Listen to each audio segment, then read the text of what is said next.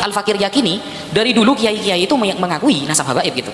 Kok ada yang membatalkan, berarti kan keren berarti ilmunya berarti. Awalnya masih agak ketar-ketir saya gitu. Penghinaan itu. Kanjeng Nabi yang mirip Kanjeng Nabi potongan seperti itu. Bukan orang Arab. Mirip antara Bangladesh dengan India dalam perindavan itu.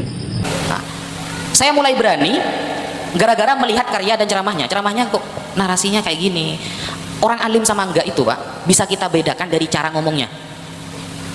Orang alim dan tidak kita bisa tahu dengar dari cara ceramahnya.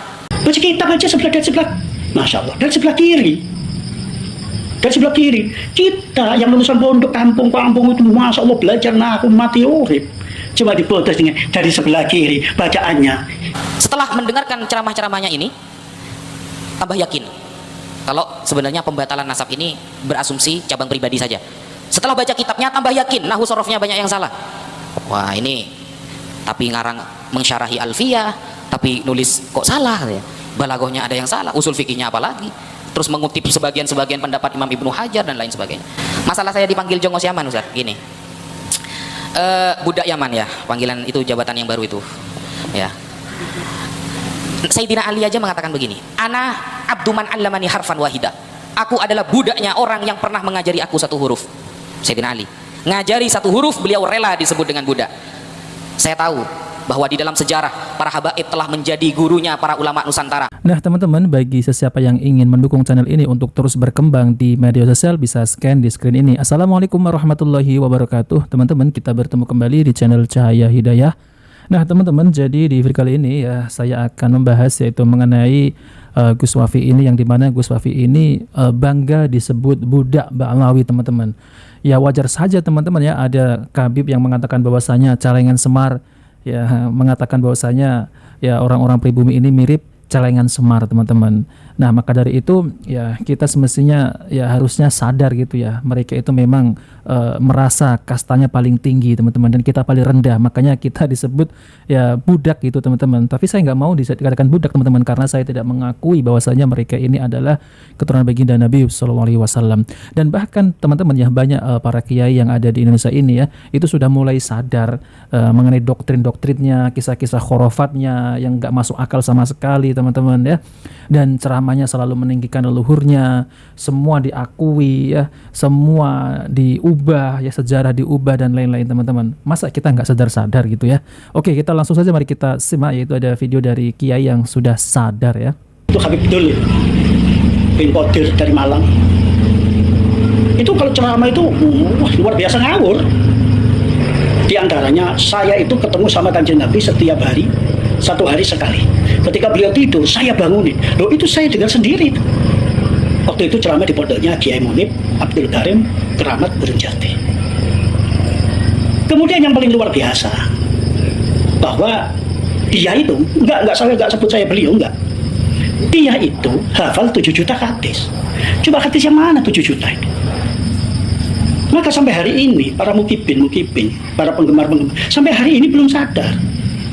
Apakah ada 7 juta hadis itu? Coba dibayangkan seperti itu. Nah kalau 7 juta hadis berarti dia itu bikin hadis sendiri. Coba sekarang falyatabawwa maq'adahu finnar. Itu loh.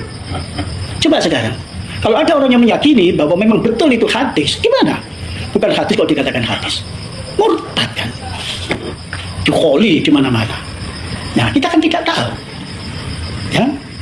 Kemudian kalau masalah yang pantas jadi murid saya Imam Syafi'i, Imam Hanafi, itu enggak sampai jadi apa-apa. Coba sekarang 7 juta hadis.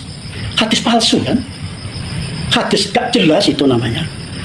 Malah saya kepingin tahu di mana kitabnya 7 juta hadis itu. Ayo kita telah bersama-sama. Kita datangi Malang itu. Kita tanya di mana kitabnya. Gitu loh. Kemudian akhir-akhir ini banyak sekali bermunculan ceramah-ceramah yang mungkin waktu itu dia itu nggak sadar. Mungkin yang sudah mati, ya jelas matinya mati kafir lah dia itu seperti itu, ya kan? Kanjeng Nabi itu sama dengan Habib si Ahmad bin Muhammad Al-Mukhdar atau apa namanya itu, khulqan wa khuluqa, bentuknya.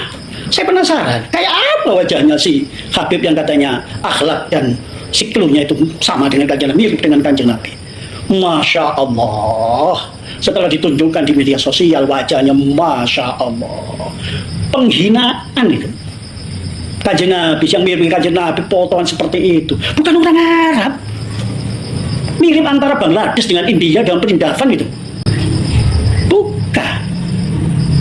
Nah, jadi saudara-saudaraku, harap dia mengerti, hati-hati loh.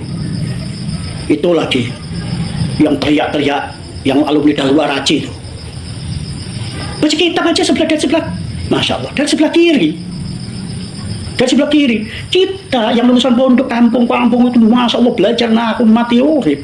Cuma dipotos dengan dari sebelah kiri, bacaannya innahu, Masya Allah. Wah, diundang ceramah kemana-mana. Jadi intinya itu bukan kata keilmuannya, bukan dari fasalu ahlan dzikri in kuntum la ta'lamun. Cuma yang dikatakan itu, yang digembur-gemburkan di media sosial itu laku.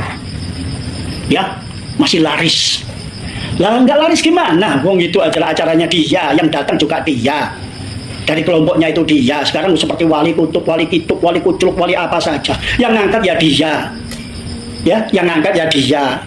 Kemudian didatangi kiai-kiai untuk minta dana dawir-dawir. Nah, seperti itu saudara, harus mengerti. Jadi wali-wali yang dilontar-lontarkan itu yang ngomong ya para Kabib TV yang sekarang terkenal dengan si double itu sebetulnya. Nah, seperti itu. Nah, sekarang apa yang terjadi dengan masyarakat pribumi? Alhamdulillah. Ya memang tidak seluruhnya, masih banyak yang belum sadar bahwa data itu penting. Data itu penting, bukan hasil ramalan, bukan hasil mimpi, atau bahkan bukan hasil mukasyafah.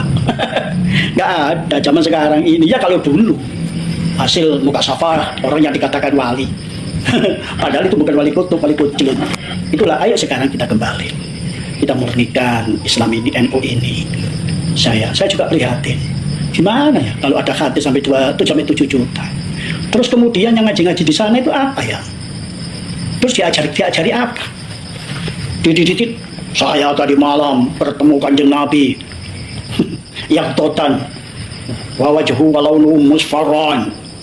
Mimpi itu jangan dibuat seperti itu. Bukan hadis, bukan apa.